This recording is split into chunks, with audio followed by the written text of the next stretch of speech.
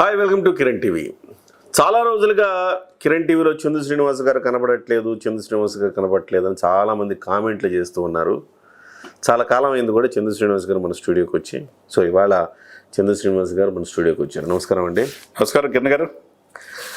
ఈ ఛానల్ ప్రారంభం నుంచి కూడా తన వంతు సహకారం అందించారు చందు శ్రీనివాస్ గారు. ఎప్పుడు ప్రతిరోజు మనం అంటే పవన్ కళ్యాణ్ గెలిపించాలని ఒక ఉద్యమంలాగా ఆయన ప్రతిరోజు మన ఛానల్కి వచ్చేవారు.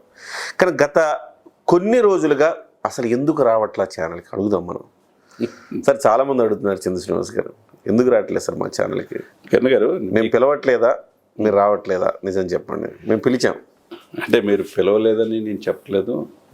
మీరు పిలిచిన సమయంలో రాలేకపోవడానికి వేరే కారణాలు మీకు నాకు మధ్య, మీ యాజమాన్యానికి కావచ్చు, నాకు కావచ్చు, ఎటువంటి ఆర్థికపరమైన భేదాలు కానీ లేకపోతే ఆస్తి తగాదులు కానీ ఏదో కక్షలు కార్పణ్యాలు ఏమి లేవు కదా.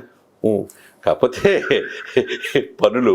కొన్ని పనుల వల్ల మీ టైము నా టైం కుదరకపోవటం, అదే సమయంలో మీ భావాలు నా భావాలు ఒకే రకంగా ఉంటాయి. కొన్ని ఎక్కడో పాలసీ పాయింట్ ఆఫ్ వ్యూ ఒకటి రెండు స్వల్పమైన తేడాలు ఉండొచ్చేవో కానీ ఒకే లేదు, అదే డౌటే లేదు. కానీ ప్రేక్షకులు మాత్రం చందు శ్రీనివాస్ గారు రావట్లేదు మీ ఛానల్ కానీ చాలా మంది నాకు ఫోన్లు చేశారు, కామెంట్లు కూడా పెట్టారు. ఏమని పెట్టారండి? చందు శ్రీనివాస్ గారు ఎందుకు రావట్లేదండి ఛానల్కి, ఎక్కడికి వెళ్ళిపోయారండి, ఎందుకు రావట్లేదు అని. అంటే ఒకసారి పిలవండి సార్ అని కూడా నాకు పెట్టారు. బట్ నేను పిలుస్తున్న సంగతి వాళ్ళకి తెలియదు కదా. బట్ మీరు కూడా బిజీగా ఉన్న సంగతి కూడా వాళ్ళకి తెలియదు. ఏదేమైనా కానీ ఒక మంచి కాజ్ కోసం నేను కూడా చూస్తున్నా మీ ఛానల్లో వచ్చే ఇంటర్వ్యూస్. మీరు కిరణ్ అంటే ఒక కొద్దిగా ఫస్ట్ నంది అవార్డు సాధించడమే కాకుండా మొక్క కవలికల్లో కావచ్చు, ఫేస్లో కావచ్చు, మంచి ఆహభావాలు, ఉచ్చారణ అన్నింటిలో మీరు ముందుంటారు. అటువంటిది మీ మొక్కలో చాలా మోడిఫికేషన్, కలర్ చేంజ్ అయిపోయారు. చాలా ఇబ్బంది పడతా, జలుబు చేస్తా, జ్వరం వచ్చిన ఒక కాజు కోసం చేస్తున్నారు చూసారా. హ్యాట్స్ ఆఫ్ చెప్పాలి కిరణ్ గారు. మీకు సహకరించిన మీ తోటి తొమ్మల కిరణ్ గారు కావచ్చు, ప్రకాష్ గారు కావచ్చు, మీరు ఒక సదుద్దేశంతో ఈ ఛానల్ నడుపుతున్నారు. అందుకని ఎప్పుడు కూడా ఫస్ట్ ప్రయారిటీ కిరణ్కి ఇంటర్వ్యూ ఉంటే వద్దామనే ఆలోచన నాకు ఉంటుంది. ఇదే సమయంలో మీరు ఇక్కడికంటే ఫీల్డ్లో ఎక్కువగా కనపడుతున్నారు. విజయనగరం, విశాఖపట్నం, శ్రీకాకుళం, మొన్న పిఠాపురం, అన్ని కాన్స్టిట్యున్సీలు, నెల్లిమర్ల కాడి నుంచి అన్నీ వెళ్ళి అక్కడ గ్రౌండ్ లెవెల్ రిపోర్టు శాటిలైట్ ఛానల్కి ధీటుగా మీరు ఇవ్వటం అనేది పిన్ టు పిన్. ఛానల్లో శాటిలైట్ ఛానల్ అంటే అండి ఇట్లా వస్తుంది, న్యూస్ వెళ్ళిపోతుంది. కానీ సోషల్ మీడియాలో, యూట్యూబ్ ఛానల్లో ఎప్పటికప్పుడు సమాచారం అందించే బాధ్యత వాళ్ళు తీసుకోవాల్సింది మీరు తీసుకున్నారు. దాంట్లో మీరు ఆ బిజీల్లో కావచ్చు, మీలాగా క్వశ్చన్స్ అడిగే వాళ్ళు మిగతా వాళ్ళు మీకు నాకు ఏవిలెంత కుదిరింది కాబట్టి మీతో ఉన్నప్పుడు చేయగలుగుతాం. లేకపోతే ఇక్కడ కొద్ది కమ్యూనికేషన్ పాయింట్ ఆఫ్ వ్యూలో తప్పితే ఈ 2 నెలలు దాదాపుగా మనం కలిసి అంతే కదా. ఒక పని చేద్దాం, ఎప్పుడు మీరు నన్ను క్వశ్చన్లు అడుగుతారు, మిమ్మల్ని నేను అడుగుతాను. ఓకే, డెఫినెట్గా పాత్రలు డెఫినెట్గా చేంజ్ చేసుకుందాం. తప్పు కాదు కదా. ముఖ్యంగా అంటే 175 అసెంబ్లీ నియోజకవర్గాలు, 25 ఎంపీ కాన్స్టిట్యున్సీలు, ఆంధ్రప్రదేశ్ భౌగోళిక స్వరూపం మనకు తెలిసిన అంశం. దాదాపు 5 కోట్ల మందిలో ఓటర్లు ఎంతమంది ఉన్నారు, 2024 ఎన్నికల సంగ్రామంలో ఎవరు గెలవబోతున్నారు అనేది మనం మొదటి నుంచి కూడా ఒక మంచి కాజ్ కోసం పవన్ కళ్యాణ్ గారు, చంద్రబాబు నాయుడు గారు, మోడీ గారు ఈ కూటమి కలుస్తుంది, కలవకూడదని చెప్పి చాలా ఛానళ్ళు పరితపించినాయి. అధికార పక్షం కోరుకున్నది అవన్నీ జరగవు. Okay, what is the role Pavan అనేది మొదటి నుంచి కూడా మీరైనా నేనైనా ఒకే మాట మీద ఉన్నాం ఇప్పటికీ కూడా. దీంట్లో ఈ పొత్తులో పవన్ కళ్యాణ్ పాత్ర ఎనలేనిది, ఆయనే ఈ కూటమిలో కలుపుతాడన్నాం, సేమ్ అదే. దాంట్లో కొద్దిగా బీజేపీ, టీడీపీతో చూసుకుంటే ఎక్కువగా త్యాగాలకు సిద్ధపడింది పవన్ కళ్యాణ్ గారు. దాంట్లో కాదనలేండి. ఉభయ గోదావరి జిల్లాలు చూసుకుంటే 34 కాన్స్టిట్యున్సీలు, ఉత్తరాంధ్ర చూసుకుంటే 35, కోస్తా 54, రాయలసీమ 52, మొత్తం స్వరూపం ఇది 175. ఈ 175 నియోజకవర్గాల్లో ఇప్పుడు 40 రోజులు ఎలక్షన్ రాబోతున్నాయి. మీరు ఫీల్డ్లో వెళ్తున్నారు. ఫీల్డ్లో వెళ్ళినప్పుడు మీకు ఎలా అనిపిస్తుంది? నేను ఇప్పుడు యాంకర్ పాత్ర, మీ పాత్ర నేను వహిస్తున్నా. ఉత్తరాంధ్రలో వెళ్ళారు, శ్రీకాకుళం, నెల్లిమర్ల కానించి, మీరు విజయనగరం కానించి, శ్రీకాకుళం కానించి, మారుమూల ప్రాంతాల్లో ఉత్తరాంధ్ర వలసలకి మారిపోయారు. ఉపాధి కోల్పోయి ఇతర రాష్ట్రాలకు వలస వెళ్ళిపోతారు, ఇతర దేశాలకు వెళ్ళిపోతారు. అటువంటి ఉత్తరాంధ్రని తరతరాలుగా ఆ పార్టీలు 3 కుటుంబాల్లో పరిపాలిస్తున్నాయి, మిగతా వాళ్ళు ఇదైపోయారని చెప్పి అంటున్నారు. వలసల వాళ్ళు వచ్చి అక్కడ పోటీ చేసి అక్కడ ప్రాంతానికి ఏం చేయట్లేదు అంటున్నారు. మరి ఉత్తరాంధ్ర మీద మొదటగా వెళ్దాం. విజయనగరం, శ్రీకాకుళం, విశాఖపట్నం 35 కాన్స్టిట్యూన్సీ. ఓకే. దాంట్లో మీరు వెళ్ళారు. ఫీల్డ్లో దాదాపు 20 రోజులు నాకు తెలిసి మీ ఇంటర్వ్యూలు చూసా దాదాపుగా. మిగతా శాటిలైట్ ఛానల్ కూడా చేయని విధంగా ఒక యూట్యూబ్ ఛానల్ ఉండి అనంతకాలంలో అంత మంచి పేరు తెచ్చుకొని, ఒకవైపు చిరంజీవి గారు మనల్ని పొందారు, ఒకవైపు పవన్ కళ్యాణ్ గారు మనల్ని పొందుతా మీరు అప్డేట్ నిన్న కూడా చూసా ఒక వీడియో, ఒక సామాజిక నేపథ్యంలో ఒక బడుగు వర్గాలను మన ఛానల్లో చూసి పవన్ కళ్యాణ్ గారు చాలా బాగా మాట్లాడుతున్నారు. వాళ్ళని కలవాలి, యాక్చువల్గా ఆయన తిరిగినప్పుడు వాళ్ళ కాలనీకి వెళ్ళాలనుకున్నారు.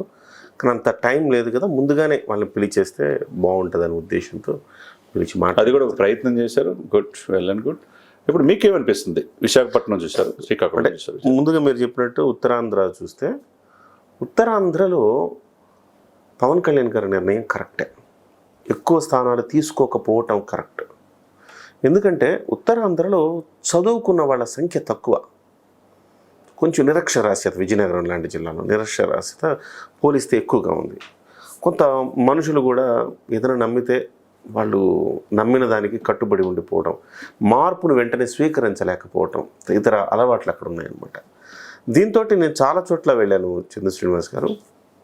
చాలామంది బెందెలో నెత్తిన పెట్టుకుని ఇవాళకి కూడా కిలోమీటర్ దూరం ప్రయాణం చేసి వాళ్ళు అంటే మంచినీటి కోసం ప్రయాణం చేస్తున్న మహిళలను చూశాను.